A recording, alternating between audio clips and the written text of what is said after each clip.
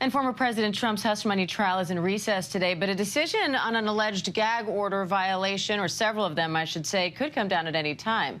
Now, this comes after the prosecution's first witness, National Enquirer publisher David Pecker, admitted to the court that he used the tabloid to help Trump's campaign. Senior investigative correspondent Aaron Katersky has the latest.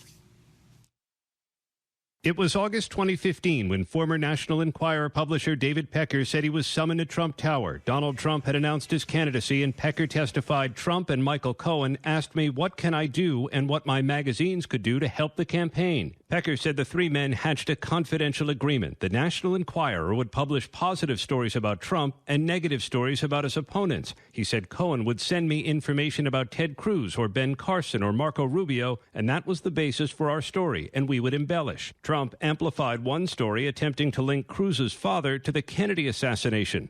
What was he doing with Lee Harvey Oswald shortly before the death, before the shooting? It's horrible. Pecker testified the National Enquirer created the story by claiming to match photos of Cruz's father with pictures of Lee Harvey Oswald. But that wasn't all. Pecker said he told Trump, "I will be your eyes and ears," agreeing to purchase damaging stories so they would not get published. That includes a $30,000 payment to a Trump World Tower doorman who was shopping an unfounded claim Trump fathered a child out of wedlock, which he denied. The doorman, Dino Sajudin, spoke with GMA in 2018. Did you believe they were paying you to pursue the story or to kill the story?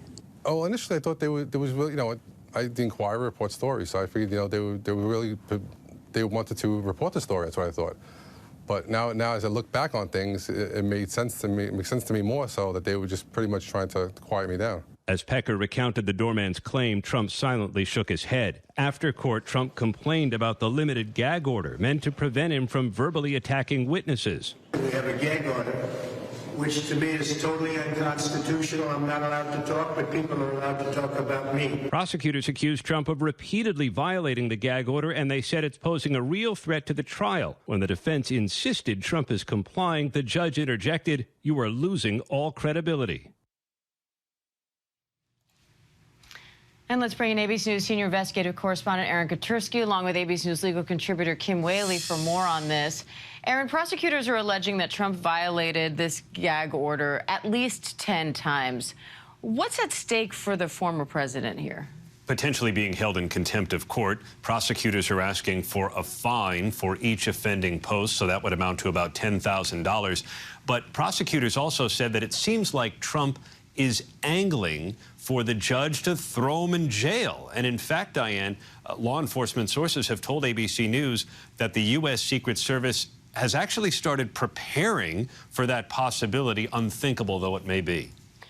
Kim, Trump said yesterday that the gag order is unconstitutional and infringes on his freedom of speech. In court, his lawyer argued that this was all protected political speech, but the judge didn't seem to buy that. What did you make of his response telling the defense they're losing credibility?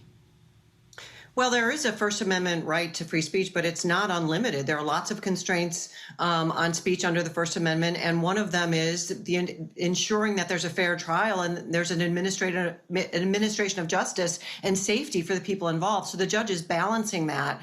I thought that comment was directed at his lawyer, essentially saying, help me control this guy. This is your client, understanding that Donald Trump just seems to not care about the judge's orders. And as Aaron just indicated, might even be vying for some accountability because that could help him in his campaign, get his supporters behind him, raise more money. And the judge has to understand that could actually make things worse for the people involved and less safe. So it's a very fraught moment for this judge and for this process because of Donald Trump. Now, Aaron, David Pecker's testimony continues tomorrow, but so far he's already said that he essentially agreed to be the eyes and ears of the Trump campaign for Trump and Michael Cohen, agreeing to kill negative stories about Trump, publish negative stories about his opponents. And he said this was something that he had not done for Trump before, that this started when Trump started running for president in 2015. That's right. How critical is that? Well, David Pecker and Donald Trump had a long-standing relationship. In fact, Pecker wanted to publish a magazine called Trump Style. He always said that you put Trump, this was around the time of The Apprentice, in the National Enquirer. It's going to sell magazines. But the relationship changed after Trump's announcement of his candidacy, when Pecker became the eyes and ears, part of this confidential agreement.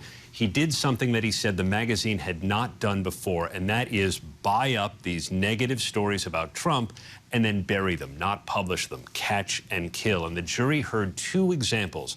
The one the doorman was shopping, this unfounded claim that Trump fathered a child out of wedlock, and then the story of Karen McDougal, the Playboy model, who said she had a year-long affair with Trump.